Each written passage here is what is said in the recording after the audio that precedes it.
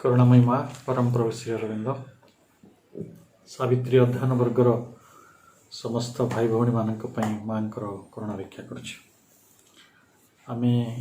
गत थर मध्य से बुक 1 कैंटो 2 द ईश्वर धाड़ी 333 पर्यंत पढ़ी मुझे मन पकई दूसरी जे आम पढ़ी गोटे a prayer a master key a king idea can link man's strength to transcendent force.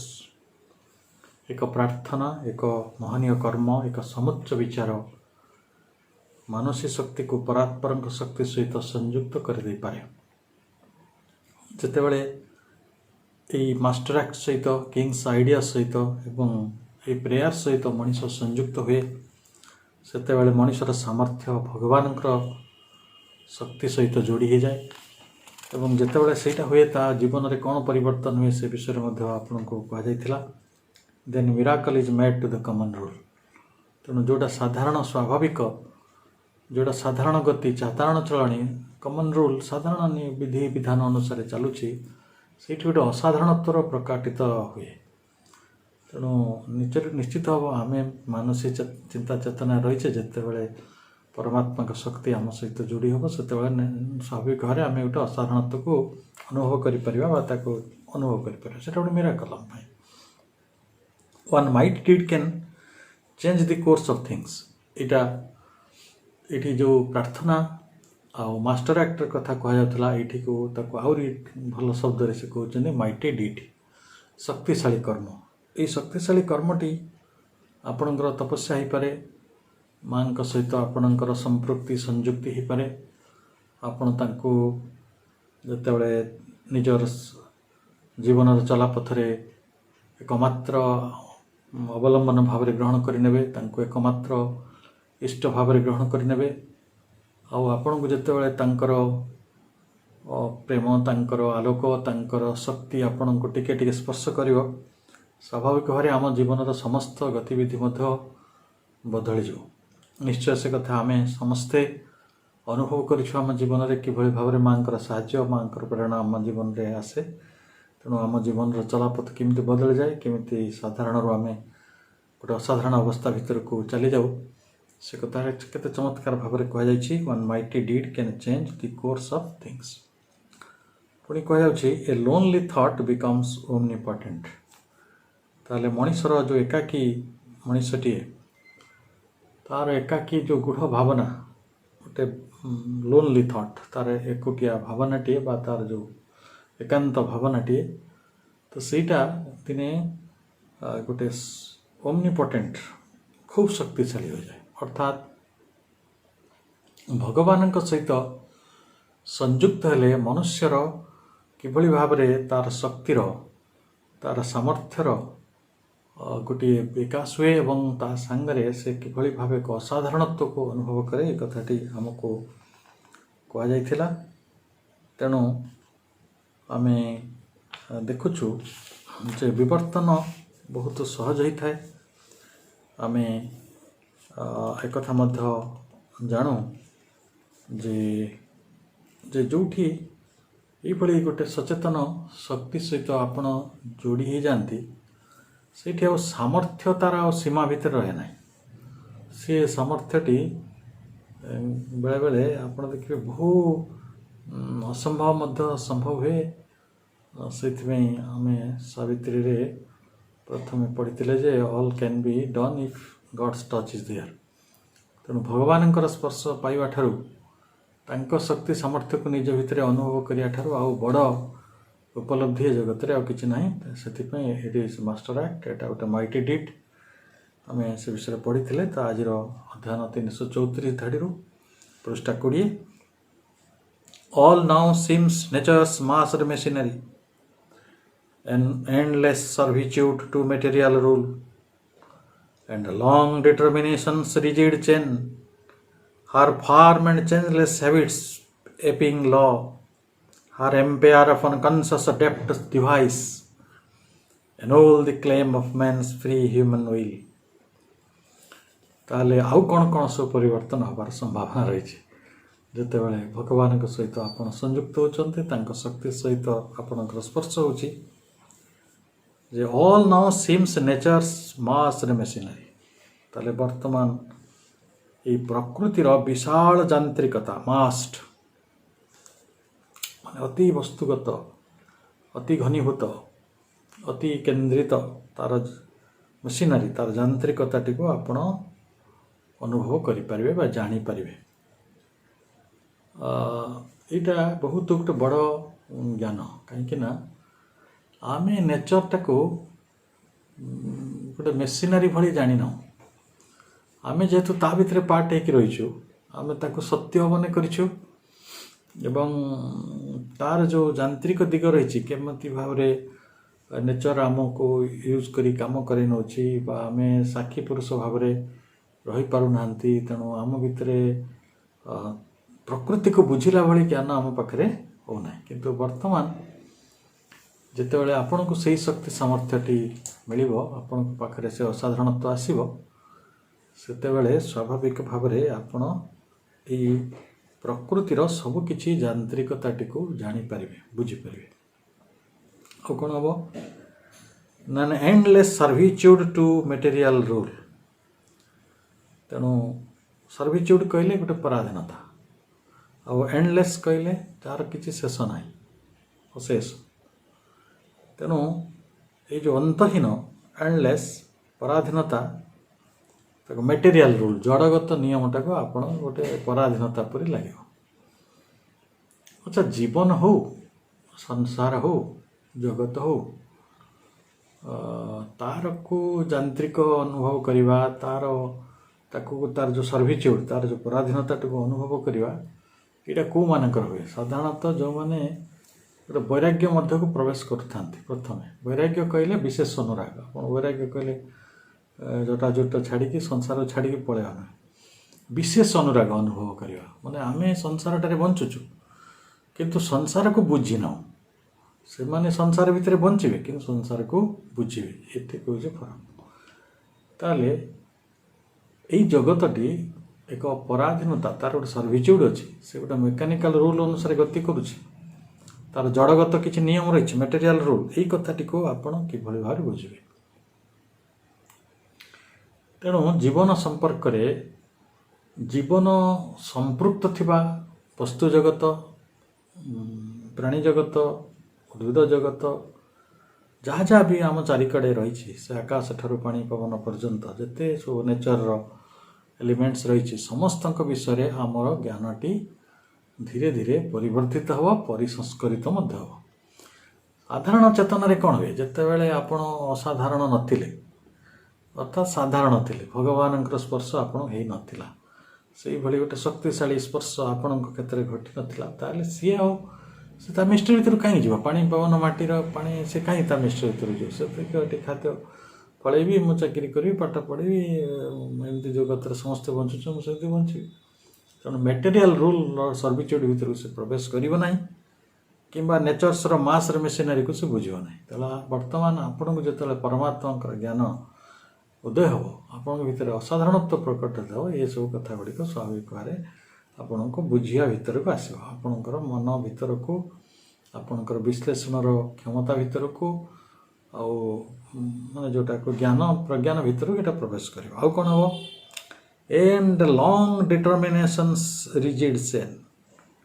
ତେଣୁ ଏଇଟା ଲଙ୍ଗ ଡିଟରମିନେସନ୍ସ, ଯେଉଁଟା ବହୁ ପୂର୍ବରୁ ଡିଟରମିନେସନ୍ ଗୋଟେ ନିର୍ଦ୍ଧାରିତ ହେଇଥିଲା, ଯେଭଳି ଗୋଟେ ରିଜିଡ୍ ଚେନ୍। ରିଜିଡ୍ ବୁଝି ହେଉଛି ଯେଉଁଟା ଭାଙ୍ଗେ ନାହିଁ ସାଧାରଣ ସହଜରେ, ଅର୍ଥାତ୍ ଅନମନୀୟ, ସେଟା ନମନୀୟ ହୁଏ ନାହିଁ। ଆଉ ତାର ଚେନ୍, ତାର ଯେଉଁ ଶୃଙ୍ଖଳ, ତାର ଯେଉଁ ବନ୍ଧନ, ସେତେବେଳେ ଆପଣଙ୍କୁ ଏଇ ମାନେ ମେଟେରିଆଲ କ୍ରିପ୍ଟରେ ଯେତେବେଳେ ଏଇ ସ୍ପିରିଟ୍ ଆସିକି ପଡ଼ିଛି, ତ ସେ ମ୍ୟାଟରଟାକୁ ସତ୍ୟ ମାନିକି ତା ଭିତରେ ସେ ବଞ୍ଚୁଛି ଆରାମସେ। ଆଉ କିନ୍ତୁ ଯେତେବେଳେ ତାର ସେଇ ପ୍ରେୟାର, ତାର ସେଇ ମାଷ୍ଟର ଆକ୍ଟ, ଆଉ ତାର ଯେଉଁ କିଙ୍ଗସ୍ ଆଇଡ଼ିଆ ଗୁଡ଼ିକ ସବୁ ଡେଭଲପ୍ ହେବ, ତ ସ୍ୱାଭାବିକ ଭାବରେ ସିଏ ବର୍ତ୍ତମାନ ଏଇ ଯେଉଁ ପୂର୍ବ ନିର୍ଦ୍ଧାରିତ ଅନମନୀୟ ବନ୍ଧନକୁ ସେ ଅନୁଭବ କରିପାରିବ, ବର୍ତ୍ତମାନ ଜାଣିପାରିବ ଯେ କିଭଳି ଭାବରେ ମୋତେ ଟ୍ରାପ୍ କରି ରଖିଛି। ତାପରେ ହର୍ ଫାର୍ମ ଆଣ୍ଡ ଚେଞ୍ଜଲେସ୍ ହ୍ୟାବିଟ୍ସ ଏପିଂ ଲ। ପ୍ରକୃତିର ଚେଞ୍ଜଲେସ୍ ମାନେ ଯେଉଁଟା ଅପରିବର୍ତ୍ତନୀୟ, ପରିବର୍ତ୍ତନ ହେବ ନାହିଁ। ଆଉ ଫାର୍ମ ଦୃଢ଼। ତାହେଲେ ପ୍ରକୃତିର ଦୃଢ଼ ଓ ଅପରିବର୍ତ୍ତନୀୟ ଅନୁକରଣର ନିୟମ, ହ୍ୟାବିଟ୍ସ। ଏପିଂ ଲ, ଏପିଂ କହିଲେ ଅନୁକରଣ କରେ। ଆମେ ଏଫ୍ ମାନେ କ'ଣ, ମାଙ୍କଡ଼ ବୁଝୁ, ମାଙ୍କଡ଼ ଅନୁକରଣ କରେ ନା। ଆମେ ଦେଖି ଛୋଟବେଳେ ପଢ଼ିନଥିଲେ, ସିଏ ଅଜା କେମିତି ବାଙ୍କୁଲି ବାଟରେ ଚାଲନ୍ତି, ମାଙ୍କଡ଼ ବି ସେମିତି ଚାଲେ। ଅଜା ଯଦି ଦାଢ଼ିରେ କ୍ଷୀର ହୁଅନ୍ତି, ସିଏ କେମିତି ଦାଢ଼ି କ୍ଷୀର ହୁଏ। ତ ଏପିଂ ଅନୁକରଣ କରିବା ମାଙ୍କଡ଼ର ଗୋଟେ ନିୟମ, ତେଣୁ ସେଟାକୁ ଇଂରାଜୀରେ ତା ଭର କରିଦେଲେ ଏପିଂ ହେଇଯିବ। ତାହେଲେ ପ୍ରକୃତି ଯେଉଁ ଗୋଟେ ସାଇକେଲରେ ଗତି କରୁଛି, ଯେମିତି କୁହାହେଉଛି ମାନେ ଦୁଃଖିତ ହେବା, ମୃତ୍ୟୁ ଲାଭ କରିବା, ହସିବା, କାନ୍ଦିବା, ଏ ସବୁ ଜିନିଷ ଗୋଟେ ଏପିଂ କନସେପ୍ଟ।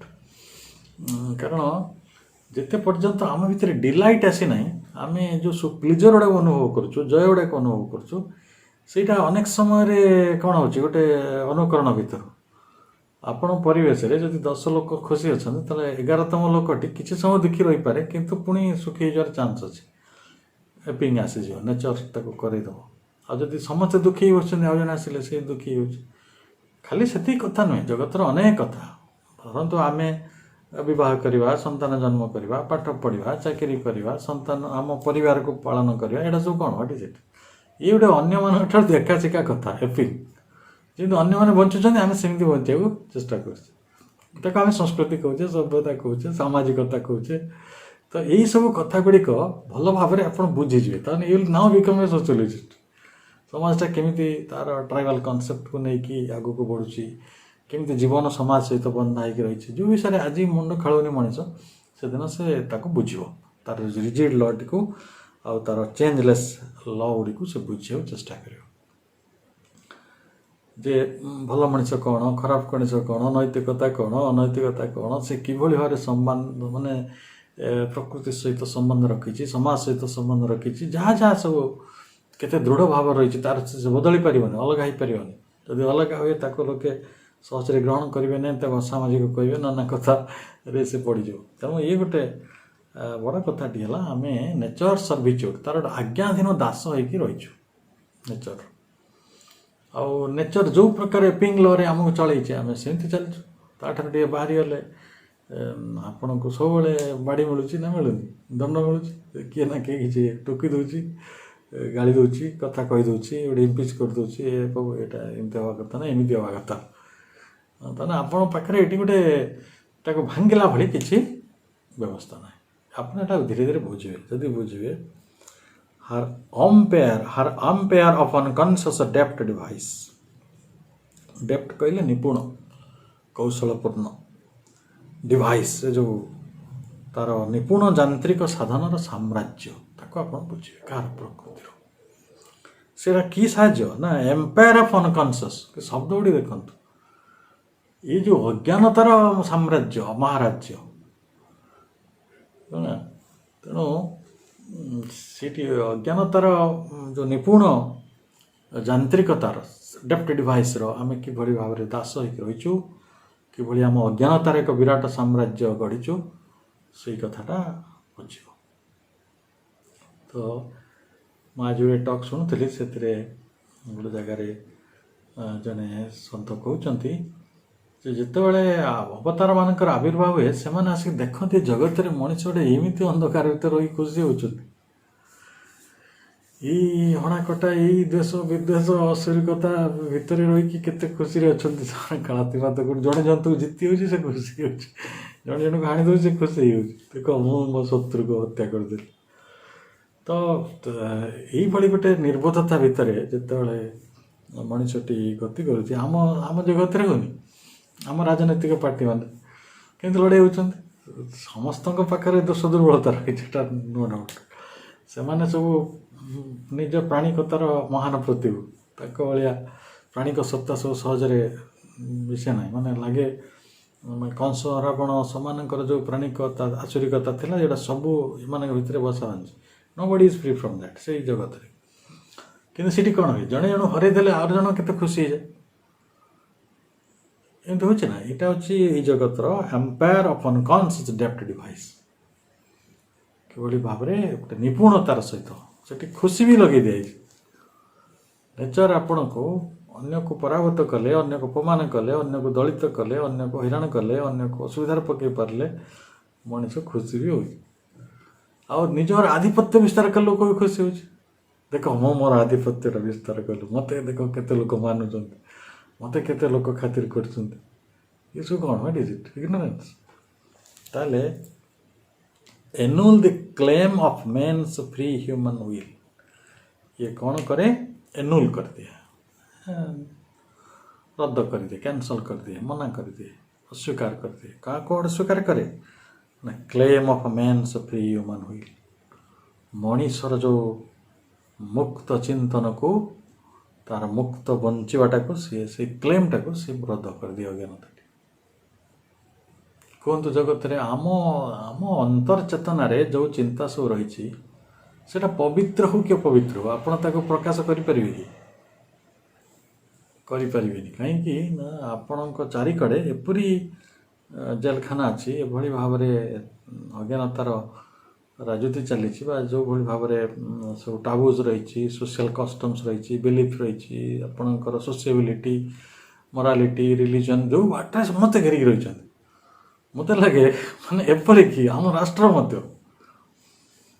आज जन कहला मु कह मत मोर आज गोटे खाली एमती जीवी रास्ता बुलिया दिन राति 12 कैन यू तो पुलिस कह ना 11टा पर जाटा नियम विरुद्ध तेना तुम बाबू जेल को चल। जन कह मु हेलमेट पिंधि जीवी मत भल लगे कैन यू से भल कम कि खराब कम कहूना कि गोटे ह्यूमन व्हिल जोटा छोट छुआटे कहे मु मास्क पिंधि तो टीचर मैंने अलाउ करूना ना अनेक जगह तो फ्री ह्यूमन व्हिल जोटा से that is being always annulled ताको सब समय मना करा। आ से कथाटा को बेसी वयस्क लोक मैंने जानती जो मैंने समाज भितर रही परिवार रही घाटी होती भर मुक्ति चाहते किंतु मुक्तिर किसी रास्ता ना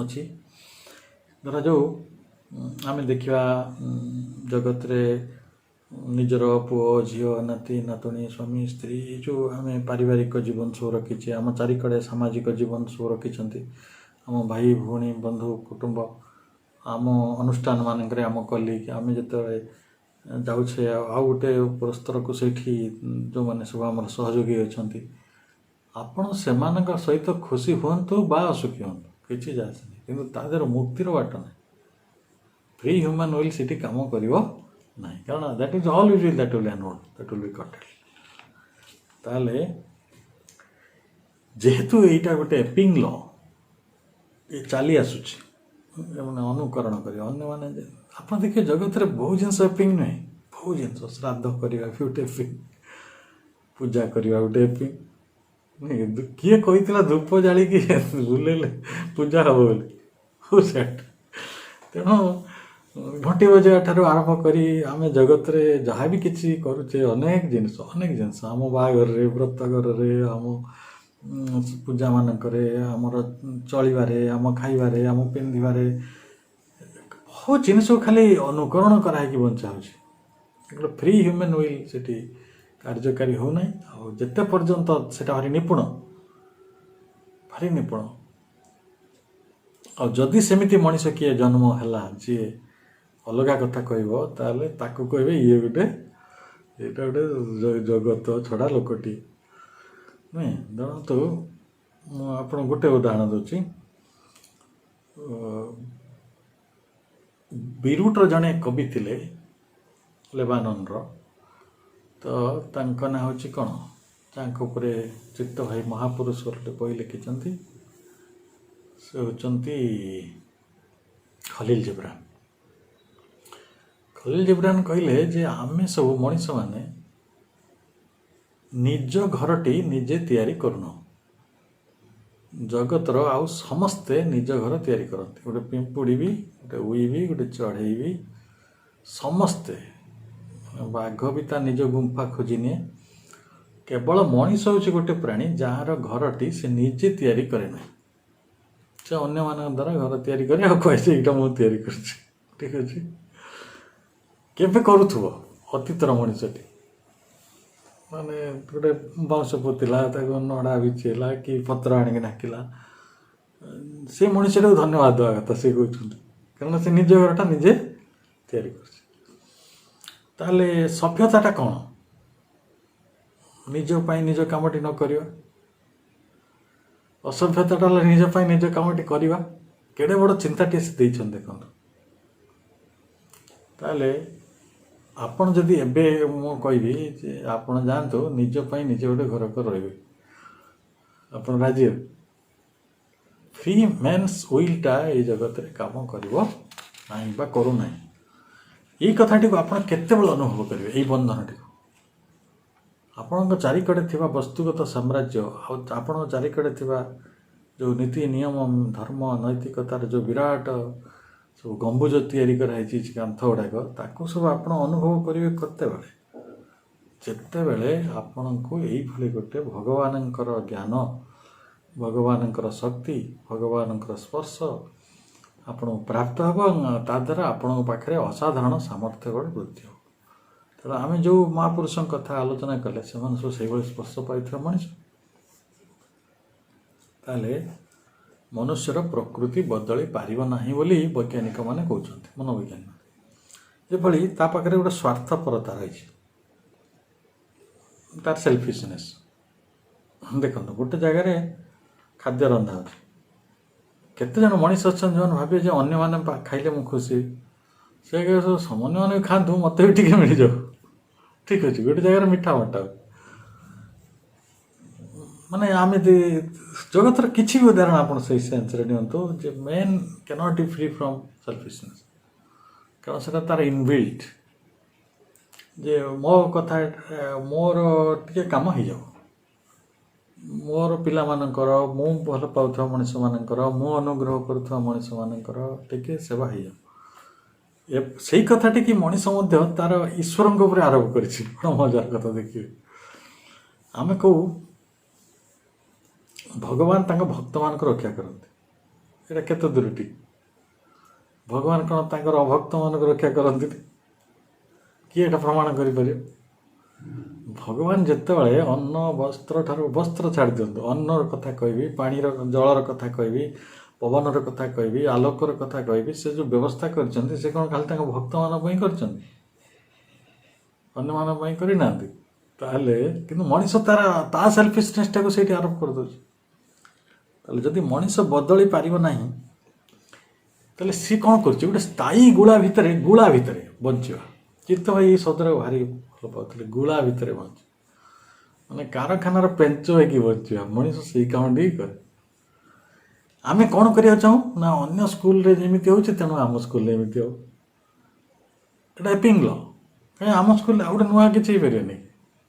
ଶିକ୍ଷାର ଦିଗନ୍ତ କ'ଣ ବହୁତ limited? It is defined always.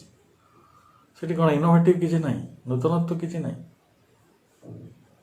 ବହୁତ କାର୍ଯ୍ୟର ନୂତନ ଦିଗନ୍ତ ବି ରହିଛି। ଆମେ ଯେଉଁଟା ଅନ୍ୟମାନେ ବି କରୁନାହାନ୍ତି ସେଇଟା ବି ଆମେ କରିପାରିବା। ଏବଂ ପ୍ରକୃତରେ ପ୍ରକୃତିର ଏଇ ଗୁଳା ଭିତରେ ଆମକୁ ଗତି କରିବାକୁ ପଡ଼ୁଥିଲା ଏବଂ ଆଜି ମଧ୍ୟ ପଡ଼ୁଛି। ଯେତେବେଳେ ଶ୍ରୀ ଅରବିନ୍ଦଙ୍କର ନୂତନ ଜ୍ଞାନ ରୂପାନ୍ତରର ଯେଉଁ ଅନୁଭୂତିଟି ମଣିଷ ପାଖକୁ ଆସିନଥିଲା, ବର୍ତ୍ତମାନ ରୂପାନ୍ତର ଜ୍ଞାନଟି ଯେତେବେଳେ ଆସିବ ସେତେବେଳେ ଆମେ ଭଲ କରି ବୁଝିବା ଏଇ ପ୍ରକୃତିର ରୂପାନ୍ତର ମଧ୍ୟ ଏଇ ବିବର୍ତ୍ତନର ମଧ୍ୟ ଏକ ବିରାଟ କାମ। ଏଇଟା ରିଜିଡ୍ ନୁହେଁ କି ହେଇପାରିବ ନାହିଁ, ଏଇଟା ଚେଞ୍ଜଲେସ୍ ନୁହେଁ, ତା ମଧ୍ୟ ହେଇପାରିବ ନାହିଁ। ଏଇଟା ସବୁବେଳେ ପରିବର୍ତ୍ତନଶୀଳ, ପରିବର୍ତ୍ତନ ହେଉଛି। 5,000 ବର୍ଷ ତଳର ପ୍ରକୃତି, 5,000 ବର୍ଷର ପାଣିପାଗ, 5,000 ବର୍ଷର ଯେଉଁ ଭେଜିଟେସନ୍ ଥିଲା, 5 ବର୍ଷରେ ଯେଉଁ ଆନିମାଲ୍ ମାନ ଥିଲେ, 5 ବର୍ଷରେ ମଣିଷର ଯେଉଁ ନେଚର ଥିଲା, ସବୁକିଛି ପରିବର୍ତ୍ତନ ହେଇଛି, ଦ୍ରୁତ ପରିବର୍ତ୍ତନ ହେଇଛି। ଅଥଚ ସେଗୁଡ଼ିକୁ ଦେଖିବା ପାଇଁ ହୁଏତ ଆମ ପାଖରେ ଆୟୁଷରେ କମ୍ ଅଛି, କିନ୍ତୁ 5,000 ବର୍ଷ ଧରି କେହି ମଣିଷ ଏପର୍ଯ୍ୟନ୍ତ ବଞ୍ଚି ରହିନାହିଁ। କିନ୍ତୁ ତଥାପି ବି ଆମେ ଯେଉଁ ରେକର୍ଡ଼ କରିଛୁ ଇତିହାସ ନାଁରେ, ଆମେ ତାକୁ ୟୁନିଭର୍ସିଟି ମାନଙ୍କରେ ରେକର୍ଡ଼ କରୁଛୁ, ଯାହା ବି କରୁଛୁ ସେଥିରେ ଦେଖୁଛୁ ଯେ ବହୁ ପରିବର୍ତ୍ତନ ଭିତରେ ଏଇ ଜଗତ ଗତି କରୁଛି। ଦିନେ ଭାରତବର୍ଷରେ ସମସ୍ତେ ବୌଦ୍ଧ ଧର୍ମ ଗ୍ରହଣ କରିଯାଇଥିଲେ। ଆଜି ବୌଦ୍ଧ ଧର୍ମ କେତେ ଜଣ ଅଛନ୍ତି? ଗୋଟେ ସମୟ ଥିଲା ଏଠି ମୁସଲମାନ ମାନଙ୍କ ରାଜତ୍ୱ ଚାଲୁଥିଲା, ଏଠି କେତେ ଜଣ ବର୍ତ୍ତମାନ ରାଜତ୍ୱ କରୁଛନ୍ତି? ଗୋଟେ ରାଜରାଜଟା ଶାସନ ଥିଲା, ସେତେବେଳେ ଏଇଟା ରିଜିଟ୍ ଲାଗିଥିଲା, ହଁ ଏଇଟା ସତ୍ୟ, ଏଇଟା ଆଉ ବଦଳି ପାରିବନି। କିନ୍ତୁ ବଦଳି ତ ଡେମୋକ୍ରେସି ଆସିଲା, ଆଜି ଡେମୋକ୍ରେସି ଅଛି। ଆମେ ଭାବୁଛୁ ୟାପରେ ଆଉ କ'ଣ ହେବ, ନା ଗୋଟେ କିଛି ସମ୍ଭବ ନା ଅସମ୍ଭବ। ସମ୍ଭବ ମାନେ ନିଶ୍ଚୟ ସେ ସମ୍ଭବ କେତେବେଳେ ହୁଏ ନା ଯେତେବେଳେ ଡିଭାଇନ୍ ପାୱାର ଏ ସବୁ କିଛିକୁ ସ୍ପର୍ଶ କରେ। ମାନେ ସେ ଗୋଟେ ନୂଆ ବ୍ୟବସ୍ଥା ହେଇଥିବ, ପରିବର୍ତ୍ତନ ହେବ। ଗୋଟେ ନିର୍ଦ୍ଦିଷ୍ଟ ଗୋଳାରେ ଏ ଜଗତ ଚାଲିପାରିବ ନାହିଁ, ଚାଲୁନାହିଁ। ତାହେଲେ ଏଇ ପ୍ରକୃତିର ଯେଉଁ ଅଚେତନ ଭାବରେ ଆମେ ନିପୁଣ ଭାବରେ ତା'ର ନାନା ସାଧନ କରିକି ତା'ର ସାମ୍ରାଜ୍ୟଟାକୁ ସେ ପ୍ରକୃତି ପ୍ରତିଷ୍ଠିତ ରଖିଛି, ତା'ର ଅଜ୍ଞାନତାକୁ ଜାହିର ରଖିଛି। ଏବଂ ଆମେ ତା'ର କଠୋର ନିୟନ୍ତ୍ରଣବାଦ ଆଉ ତା'ର ଯାନ୍ତ୍ରିକ କଠୋରତାବାଦ ଭିତରେ ଧରା ପଡ଼ିଛୁ। ଆଉ ଆମେ ବି ଛଟପଟ ହେଉଛୁ ନିଶ୍ଚୟ। କାରଣ କେହି ମଣିଷ ଯେତେବେଳେ ଆପଣଙ୍କ ମୁକ୍ତ ଜୀବନଟିଏ ନାହିଁ, ଆପଣଙ୍କ ପାଖରେ ସ୍ୱାଧୀନତାଟାକୁ ସ୍ୱୈରାଚାର କୁହାଯିବ ବା ଆପଣଙ୍କୁ କୁହାଯିବ ଇଏ ଗୋଟେ ଅସାମାଜିକ ତତ୍ତ୍ୱ, ତାହେଲେ ସ୍ୱାଭାବିକ ଭାବରେ ସେଇ ମଣିଷଟି ଗୋଟେ ବିଚିତ୍ର ପ୍ରକାର ବ୍ୟବହାର ଆଗରୁ କରିଥିଲା। କ'ଣ କରିଥିଲା? ସେ ଜଙ୍ଗଲକୁ ପଳାଉଥିଲା ଯେଉଁଠି ସମାଜଟି ନାହିଁ। କିନ୍ତୁ ସେଇଟା ଗୋଟେ ଭୌତିକ ମୁକ୍ତି ସିନା, ସେଇଟା ମାନସିକ ମୁକ୍ତି କି ନ ହେଇପାରେ, ସେଇଟା ଆତ୍ମିକ ମୁକ୍ତି ବି ନ ହେଇପାରେ। କିନ୍ତୁ ଚେଷ୍ଟା କରିଥିଲା ମଣିଷ ସାଧନା କରି। ହିମାଳୟରେ ବି ଆଜି ବି ଅନେକ ଲୋକ ରହିଛନ୍ତି ଭାରି ଲୋନଲି, ନେଭର ଦେ ମିଟ୍ ହ୍ୟୁମାନ୍ସ, ମଣିଷକୁ ଭେଟ କରନ୍ତିନି। କିନ୍ତୁ ମଣିଷକୁ ସିନା ଛାଡ଼ିଦେଲେ ଅନ୍ୟ ପ୍ରାଣୀମାନଙ୍କୁ ଛାଡ଼ିଦେବେ କି, ଅନ୍ୟ ଯିଏ ପାଣି ପବନକୁ ଛାଡ଼ିଦେବେ କି? ତ ଆପଣଙ୍କର ଯେଉଁ ଗ୍ରିପ୍ଟଟା ବା ଯେଉଁ ଗହରଟି ପ୍ରକୃତିର, ସେଇଟା କ'ଣ କେବଳ ମଣିଷ ପାଖରେ ଅଛି? କିଛି ସେମିତି ନାହିଁ ନା। ଏ ଜଗତରେ ଅନେକ ଲୋକ ସବୁ ଅଦ୍ଭୁତ କାମ ସବୁ କରିଛନ୍ତି। କିଏ କହିଲା ନାରୀ ନରକର ଦ୍ୱାରା କହିକି ସେ ନାରୀକି ଛାଡ଼ି ପଳାଇଲା, ଓକେ। ହେଲେ ସିଏ ଯେଉଁଠି ଗଲା ସେଇଠି କ'ଣ ଆଉ କିଛି ବିପଦ ନାହିଁ, ଆଉ କିଛି ନରକ ନାହିଁ? ଏଇଟା ନରକ ବୋଲି ତାକୁ କିଏ କହିଲା? ଏଇଭଳି ଅଦ୍ଭୁତ ସବୁ କାର୍ଯ୍ୟ ଗୁଡ଼ିକ ମଣିଷ ତା'ର ମୁକ୍ତି ପାଇଁ କରିଛି। କିନ୍ତୁ ଇଏ ସବୁ ଗୋଟେ ଅଜ୍ଞାନ ପ୍ରସୂତ ଭାବନା ଭିତରେ ହେଇଛି। କିନ୍ତୁ କେବେ କେବେ ମଣିଷ ତା'ର ପ୍ରଜ୍ଞାଟିକୁ ୱିଷ୍ଟମ୍ଟି ଯଦି ଲାଭ କରିଛି ତ ଜଗତରେ ତା'ର ଗୋଟେ ଉପଲବ୍ଧି ହେଇଛି, ନହେଲେ ସେ ମଣିଷଟି ପୁଣି ଥରେ ସେଇ ପ୍ରକୃତିର ଯେଉଁ ଗହନତା ଭିତରକୁ, ତା'ର ଯେଉଁ ଅଜ୍ଞାନତାର ସାମ୍ରାଜ୍ୟ ଭିତରୁ ଫେରିଆସିଛି। ଯୁଗ ଯୁଗ ଧରି ମଣିଷର ଆଧ୍ୟାତ୍ମିକ ଯାତ୍ରା ଆଉ ତା'ର ସାମାଜିକ ଯାତ୍ରା ଏଇଭଳି ଭାବରେ ଗତି କରୁଛି। ତାହେଲେ ଆମେ ଏକଥା ଜାଣିଲେ ଯେ ମଣିଷର ସମସ୍ତ ଚିନ୍ତା, ସମସ୍ତ କର୍ମ ଆଉ ତା'ର ଯେଉଁ ସଂକଳ୍ପ, ଇଚ୍ଛା ଗୁଡ଼ିକ, ସେଇଟା ପ୍ରକୃତିର ଗୋଟେ ପୂର୍ବ ନିର୍ଦ୍ଧାରିତ ପ୍ରି ଡିଟରମିନେସନ୍ ଯେଉଁଟା, ତା ଭିତରେ ତା ଦ୍ୱାରା ନିୟନ୍ତ୍ରିତ ହୋଇକି ଚାଲିଛି। ତାହେଲେ ତା ଭିତରୁ ପୁଣି ଆଉ କ'ଣ ଅସୁବିଧା ହେଉଛି? ତାପରେ ଧାଡ଼ି ଗୋଟେ ସେ ଏମିତି କହୁଛନ୍ତି, he too is a machine amid machines. ମଣିଷ ମଧ୍ୟ ଗୋଟେ ଯନ୍ତ୍ର। ଏଇ ହଜାର ଯନ୍ତ୍ର ଭିତରେ ଯେତେ ସବୁ ବିଧାନ ରହିଛି, ଯେତେ ଡିଭାଇସ୍ ସବୁ ରହିଛି ସେ ଅଜ୍ଞାନତା ସାମ୍ରାଜ୍ୟରେ, ତ ସେ ନିଜେ ମଧ୍ୟ ଅଜ୍ଞାନତାର ଗୋଟେ ଯନ୍ତ୍ର। ସେ ବି କେଉଁ ଆଲୋକ ବିତରଣ କରୁଛି, ସେ ବି ତ ସେ ଅନ୍ଧକାର ଭିତରେ ଅଛି।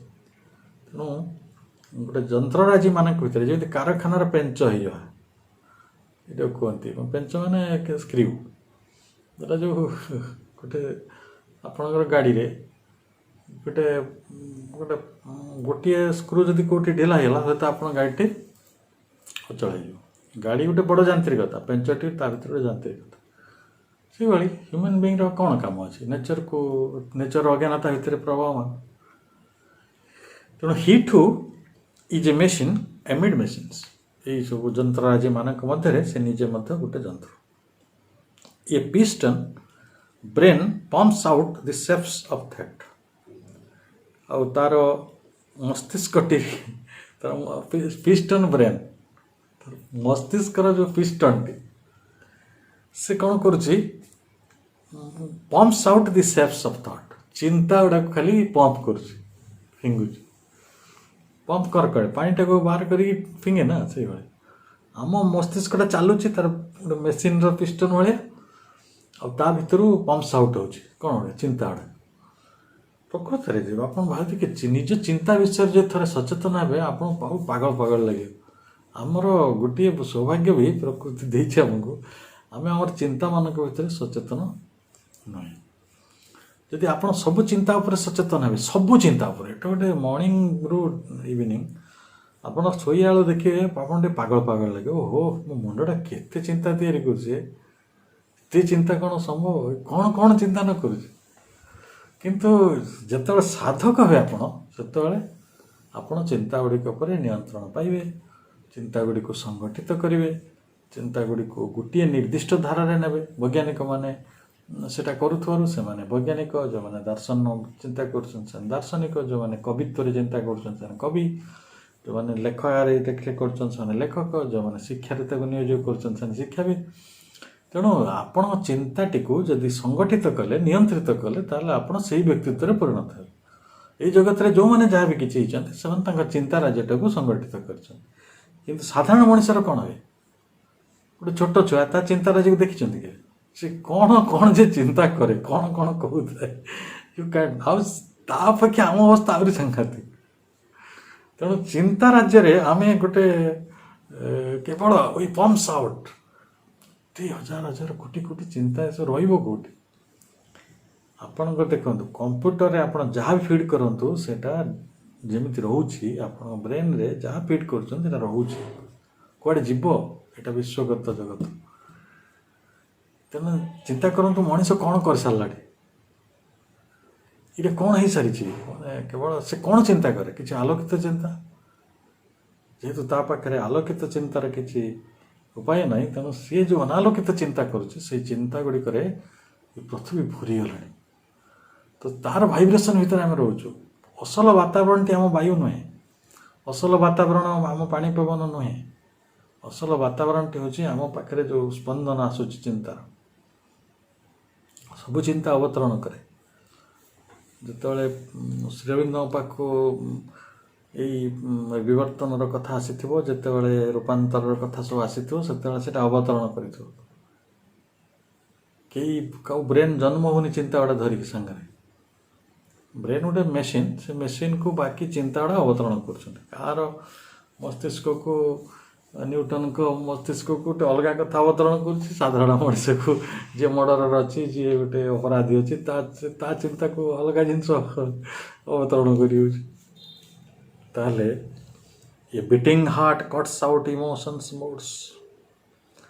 ଗୋଟେ ବିଟିଂ ହାର୍ଟ, ଯେଉଁ ହୃଦୟର ଯେଉଁ ସ୍ପନ୍ଦନ, ସେ କ'ଣ କରୁଛି ନା ଗୋଟେ ସ୍ପନ୍ଦିତ ହୃଦୟ ସେ ଆବେଗର ଗତି ସବୁକୁ କାଟି ଦେଉଛି।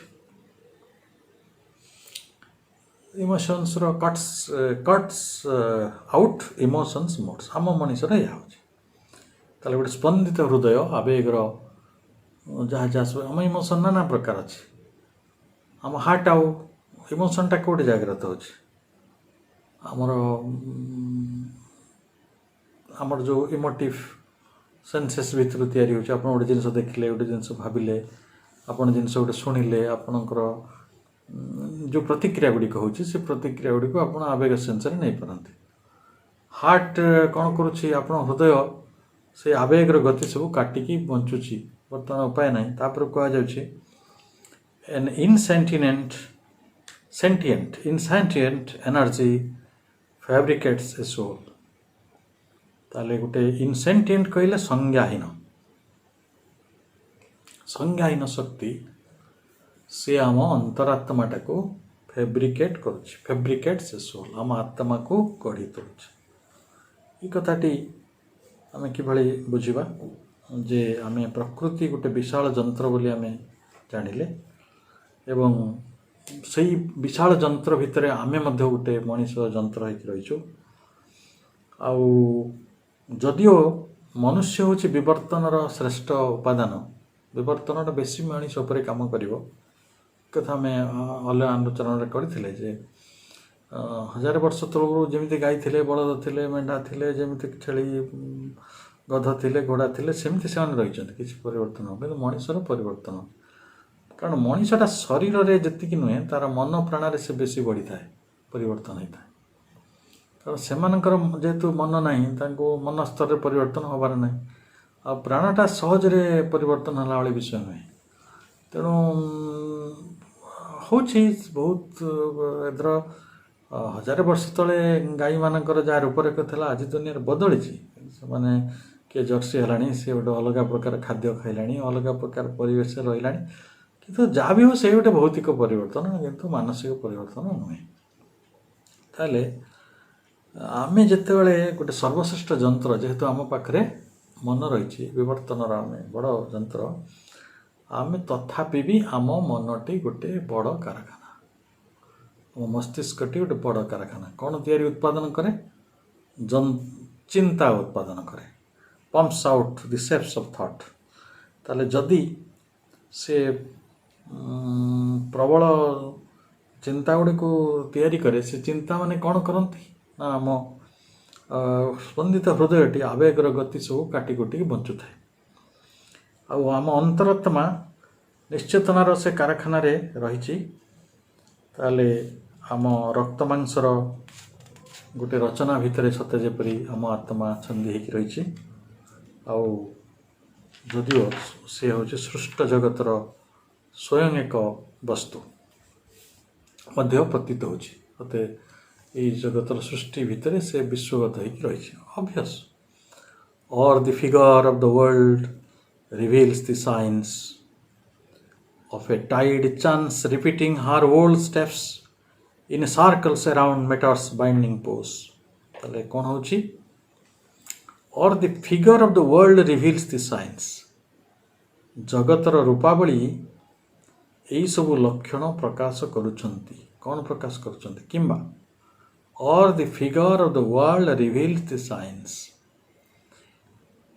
फिगर ऑफ द वर्ल्ड जगतर रूपावली माने रूप फिगर से माने कौन परिवर्तन कर यही लक्ष्य रिवील्स द साइन यही लक्षण को प्रकाश करुछंती रिवील करुछंती कौन करुछंती of a tied chance repeating her old steps गोटे दैव जोग चांस से सी कैपिटल सी लगाई गोटे दैव जोग ना छोट सी होता आम खाली जोग कहते चांस दैव जोग से कौन हो रिपीटिंग हर ओल्ड स्टेप्स सते से जो जो पथ पद चिन्ह जाइए पुणी से पद चिन्ह से जाऊँगी जो कथाटी को रिपीटिंग आम कहे मेकानिकालटा कौन कि मेकानिकालटा से आप सबुदिने जदि समान प्रकार खाद्य कहते आम कहटा मेकानिकाल खाद्य आप समान शैली जीवन बंचते आम कौन कहू मेकानिकाल लाइफ आम गोटे समान गीत को गीत प्रार्थना कहू सेतवे छोट थे आप स्कूल सबुदिन जन से प्रार्थनाटी हो सेटा मेकानिकाल प्रेयर ताले जड़े दार्शनिक कहते रिपिटेशन इज डेथ कारण ता भितर आप इमोशनटा रही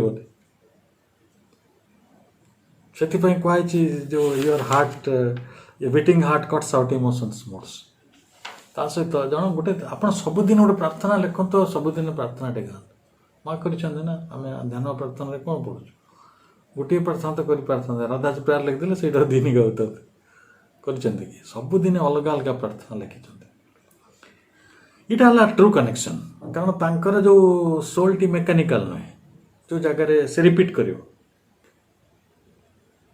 तेणु मुझ गोटे मोर अनुभव टी ईश्वर सहित जोड़िली काली सका आउ गोटे अनुभव को आउ सहित जोड़िली तेणु माई प्रेयर इज नॉट मेकानिकल